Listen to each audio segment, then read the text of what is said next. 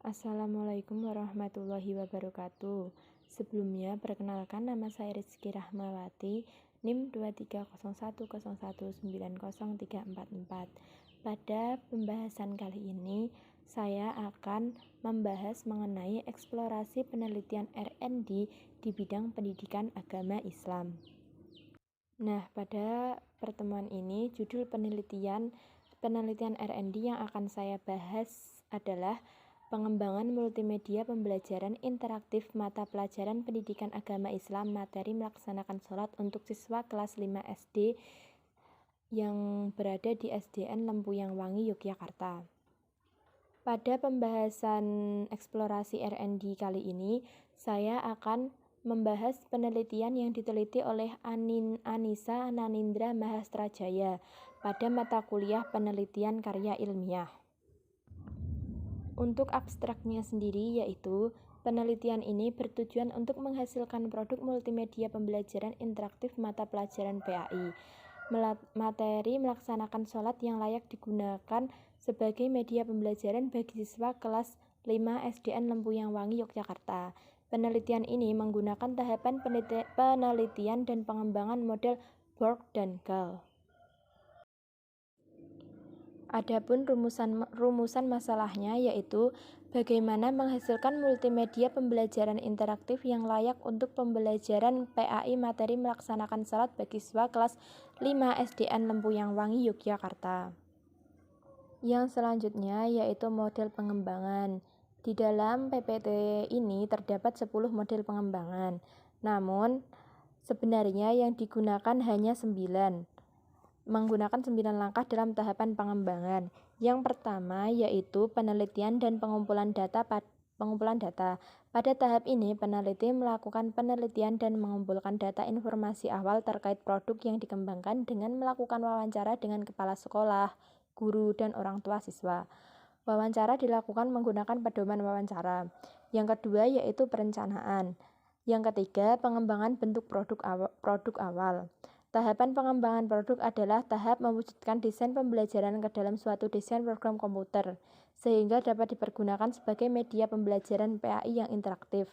Yang keempat yaitu uji coba lapangan awal. Uji coba lapangan awal seharusnya dilakukan terhadap 1-3 sekolah menggunakan 6-12 subjek. Namun dikarenakan terbatasnya jumlah subjek yang diteliti, maka uji coba lapangan awal hanya melibatkan 5 siswa kelas 5 SDN Lempuyang Wangi. Yang kelima yaitu revisi hasil uji coba lapangan awal. Pada tahap ini, peneliti melakukan revisi terhadap produk berdasarkan masukan-masukan dari uji coba lapangan tahap awal. Yang keenam yaitu uji coba lapangan tahap uji coba. Uji coba lapangan seharusnya dilakukan terhadap 5-15 sekolah dengan 30-100 subjek.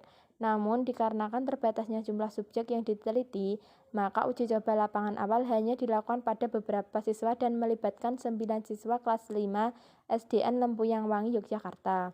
Yang ketujuh yaitu hasil revisi uji coba lapangan.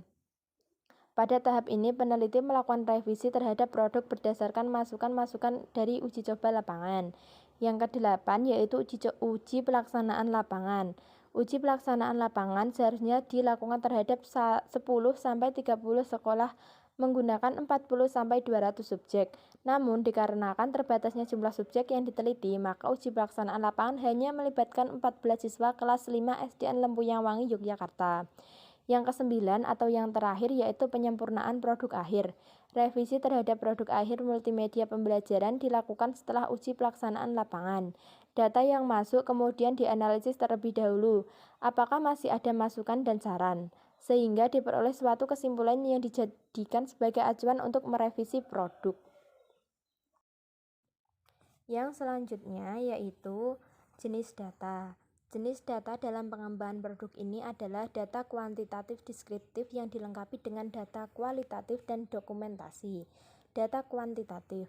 Data kuantitatif diperoleh dengan menggunakan angket. Data kualitatif diperoleh dari catatan dan masukan subjek penelitian dari analisis kebutuhan dan selama proses pengembangan multimedia pembelajaran interaktif. Data dokumentasi diperoleh dari dokumen foto selama proses pengembangan produk. Selanjutnya yaitu subjek penelitian. Subjek penelitian yang pertama yaitu 1 orang ahli media dan 1 orang ahli materi. Yang kedua 5 siswa untuk uji lapangan awal. Yang ketiga yaitu 9 siswa untuk uji coba lapangan. Yang keempat 14 siswa untuk uji pelaksanaan lapangan.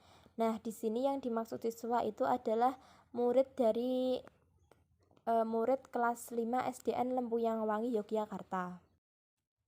Selanjutnya yaitu instrumen pengumpulan data. Instrumen yang digunakan dalam pengembangan produk ini adalah pengumpulan data menggunakan wawancara, observasi, dokumentasi, dan angket. Pedoman wawancara. Peneliti melakukan wawancara dengan kepala sekolah, guru PAI kelas 5 SDN Lempuyang Wangi. Pedoman observasi. Observasi yang dilakukan peneliti dengan melakukan pengamatan. Yang terakhir yaitu pedoman angket. Peneliti melakukan konsultasi dan meminta pendapat dari dosen pembimbing dan dosen ahli. Nah, untuk pedoman dokumentasi yaitu menggunakan kamera DSLR. Nah, untuk yang terakhir yaitu teknik analisis data. Dalam penelitian pengembangan ini, untuk pengolahan data peneliti menggunakan teknik analisis data kualitatif dan analisis data kuantitatif. Data yang diperoleh kemudian dikumpulkan dan bertujuan untuk mengetahui kondisi pembelajaran yang ada di kelas 5 SDN Lempuyang Wangi. Analisis data pada tahap tersebut menggunakan analisis deskriptif kualitatif. Adapun analisis data terhadap kelayakan produk multimedia pembelajaran melalui hasil penelitian ahli materi, ahli media, dan uji coba produk kepada siswa menggunakan instrumen angket, kemudian dianalisis secara deskriptif kuantitatif. Nah, itu tadi yang bisa saya sampaikan dari eksplorasi penelitian RND. Mungkin dari saya banyak kurangnya, saya mohon maaf. Wabillahi taufiq wal hidayah. Wassalamualaikum warahmatullahi wabarakatuh.